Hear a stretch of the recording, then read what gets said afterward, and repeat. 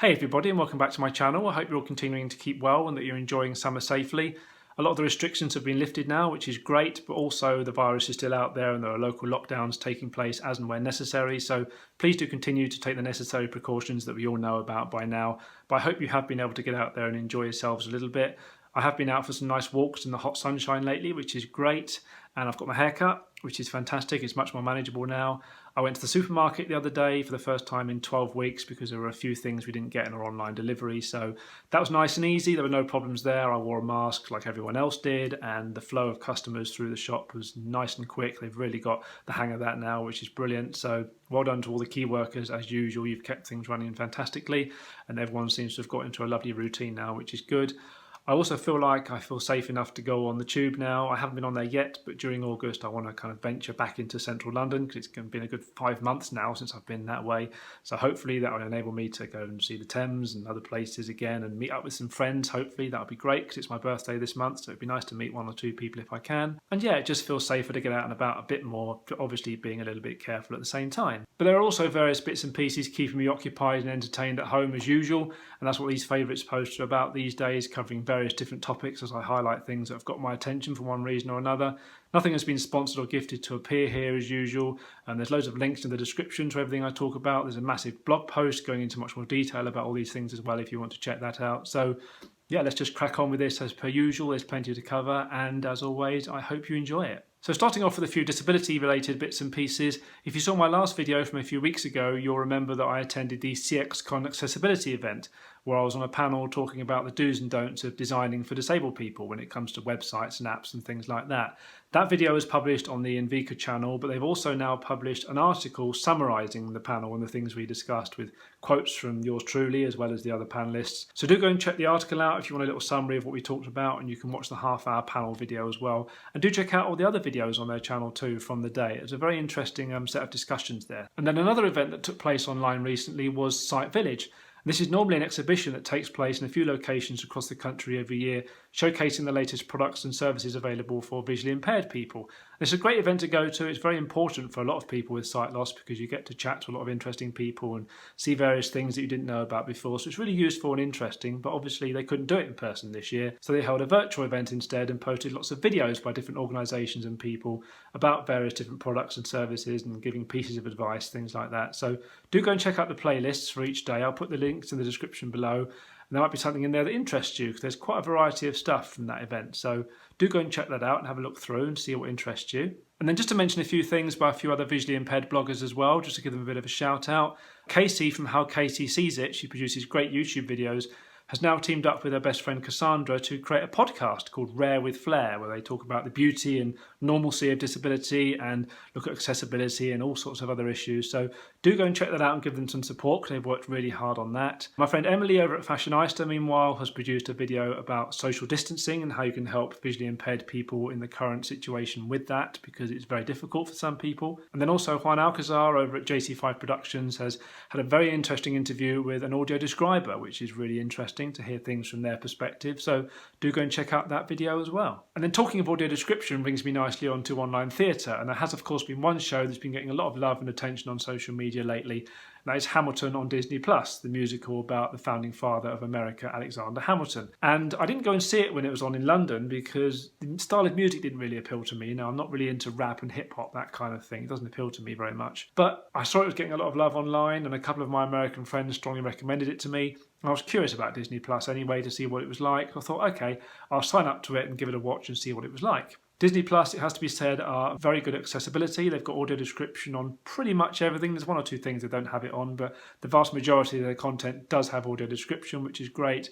And if you use captions, then there's a whole myriad of ways to customize how they appear on the screen, which is amazing. So kudos to Disney Plus for that. It's great that they've given a lot of thought to accessibility. But before I watched the show on Disney Plus, I actually listened to the audio introductory notes on the Vocalize website as well. Vocalize being one of the people who produce audio description for theatre shows here in the UK. And that was really useful. It set up like the characters, costumes, sets, things like that, just to give a general overview of the show. So that was really useful.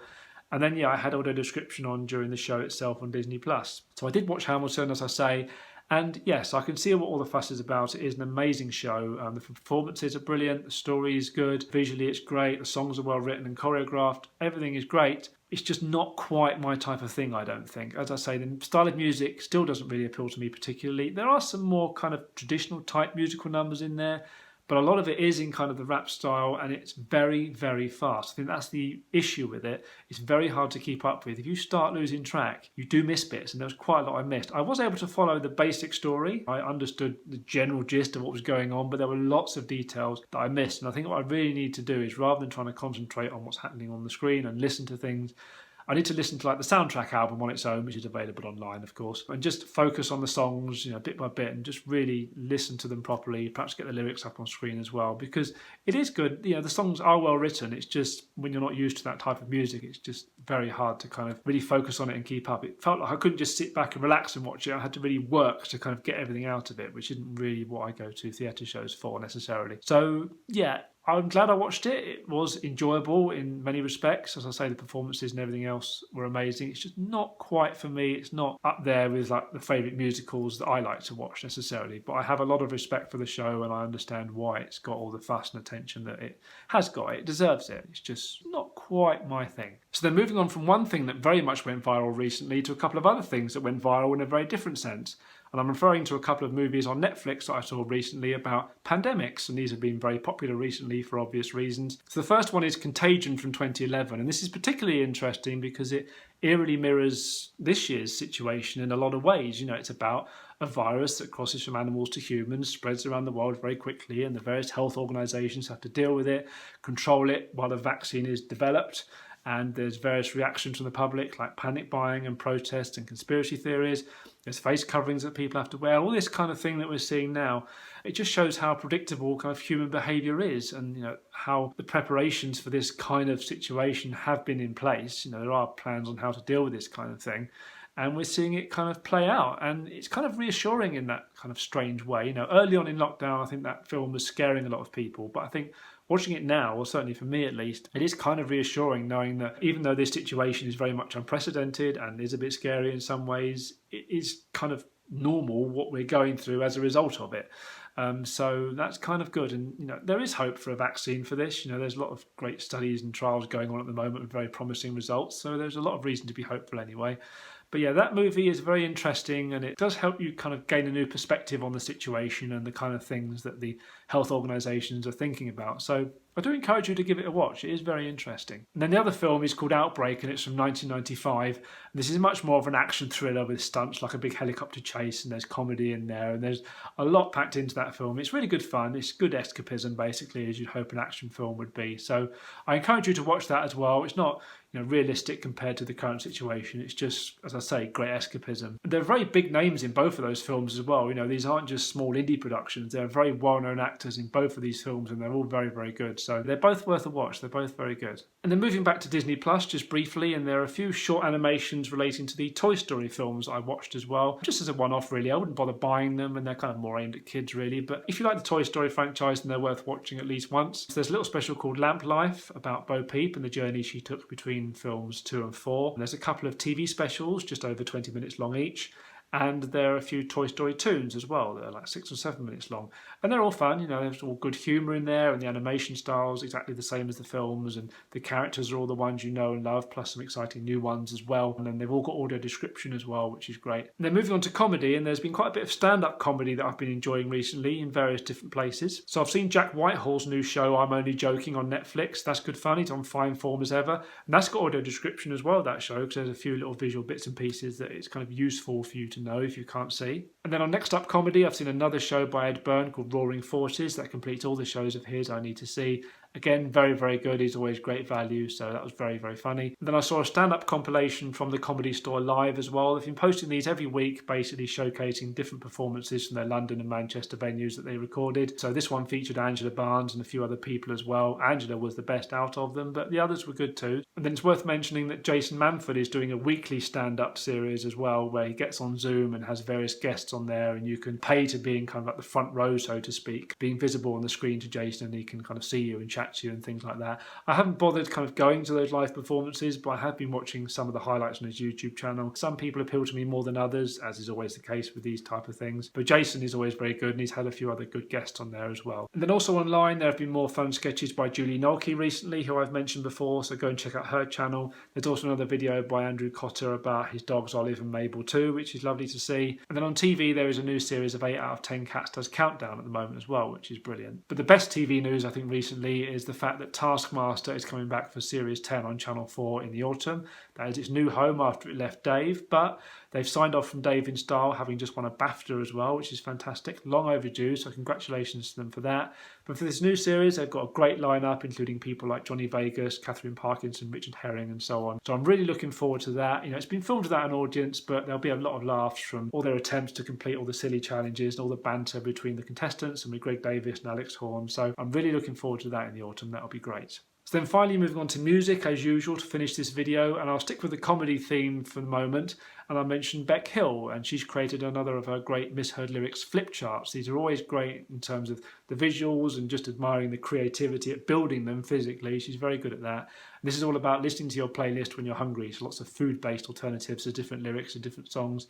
If you can't see, then obviously you can't appreciate it, but if you have got the vision to do so, then do give it a watch because it's very good. And there are also more fun parodies by Shirley Serban and the Holderness family as well. They keep cranking out parodies regularly. So this time you can see parodies of songs relating to Celine Dion and Enya, Disney villains, Hamilton, Backstreet Boys, all sorts of bits and pieces. So do go and check out both their channels. And then various groups of people have also given us lovely performances as well. The Couch Choir have performed All These Things That I've Done by The Killers. It's an epic version of that. It's really lovely. The Ida Girls have produced a medley of Les Mis songs called Stars, which they've released online for you to buy. And that is in support of the charity Help Musicians. And then a big group of stars have got together to perform a very catchy version of the song Sweet Home Chicago to raise money for the Arts for Illinois Relief Fund. As for various other performers, Samara Ginsberg is back on the cellos again, just 3 cellos this time and an egg shaker to perform the Super Mario Brothers theme, which is a lovely version of that classic theme tune. Sheryl Crow has performed a special version of All You Need Is Love, playing all the different parts herself, not just singing it, but playing lots of different instruments,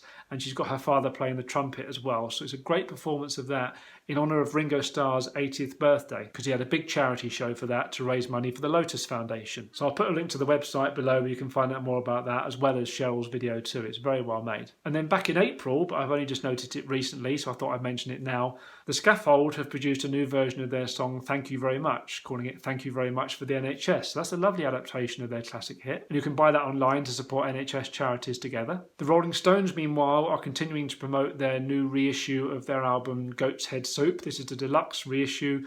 Tracks are remastered, and there are a few bonus tracks on there as well. They'd already posted one of the extra tracks called Crisscross, and now they've posted a new one called Scarlet, which features the mighty Jimmy Page from Led Zeppelin as well. So that's a brilliant collaboration. And it is a great song, so go and check that out as well. And there's a video kind of telling the story about how that song came together too. So that's a real gem from the archives, that. And then on top of that, they've also now announced the upcoming release of another live show from their archives called Steel Wheels Live. And if you get the big 6-disc set, there are a couple of shows in there that won't be available on the other formats, so I'll probably get that one. But of course I have to finish with my favourite band, Queen, and there are various bits and pieces to mention for them. So first of all, Roger Taylor has released a video for his lovely new song Isolation that I've mentioned before. That's a beautifully animated video, so that's a great accompaniment to the song. Brian and Roger also celebrated their birthdays during July, plus their album The Game has had its 40th anniversary recently. So Tyler Warren and Neil Fairclough performed a couple of songs in honour of their birthdays and the album's anniversary. They performed Sail Away Sweet Sister, which is written by Brian, and Rocket Prime Jive by Roger, and they're both fantastic performances, great tributes to those songs. And then Tom Ury, star of River City, has posted a version of Bohemian Rhapsody that he's put together, performing all the different parts himself in separate clips that he's kind of merged together. He's not only singing all the different vocals and harmonies, he's singing the electric guitar parts as well as playing the piano and the acoustic guitar too. So there's lots of all different pieces all come together, and it's a great performance. And then coming up in August, there's another 40th anniversary, in fact, to celebrate, and it's of Flash Gordon. there's a special collector's edition box set coming out in relation to that with all sorts of extra bits to go with the film. I've never seen the film, so I'm not going to consider buying it until I've watched it online, but if it's something that you're interested in, then do go and check it out. But the biggest anniversary for Queen is their 50th anniversary, and that's happening next year, so that will be a big celebration. John Deacon joined the band as their bass player on the 1st of March 1971, so 2021 will be the 50th. But they were using the name Queen before he joined, when they had a different bass player for almost a year before that. So we're kind of in the 50th anniversary of when they had the name Queen already. So it depends on how you want to look at it. But in any case, in honour of that, I've started doing big reviews of each of their albums on my blog, pulling together bits of information from over the internet and YouTube videos that I'm linking to, things like that. So for each album, I'm giving a very kind of brief history of the album with links to places where you can find more detail. And then for each track, I'm giving my opinions on the track, and then looking at things like, the multi-tracks where available, where you can break down the vocals, guitar parts, things like that, and any alternate versions that they released, any different edits, things like that, and live performances and remixes and cover versions, all that kind of thing.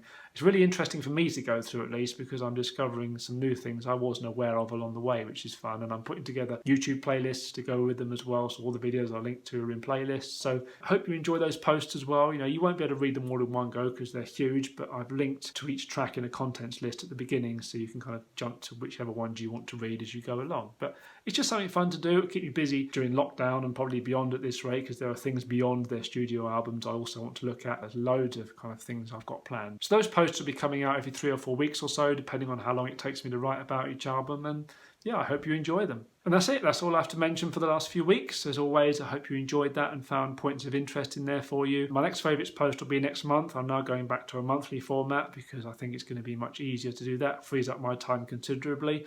But if you're missing that, then there are other things you can check out as well. There's the Queen posts I just mentioned. You'll get at least one of them per month at the very least. And then there's also weekly journal posts as well, looking at archives of my old journals that I had on a very old social media site.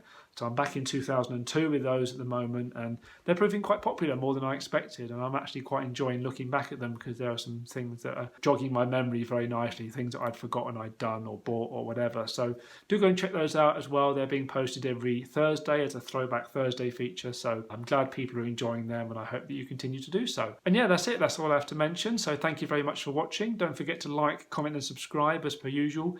Please stay safe and well, and I hope you enjoy the summer, and I will see you for another video very soon. Bye.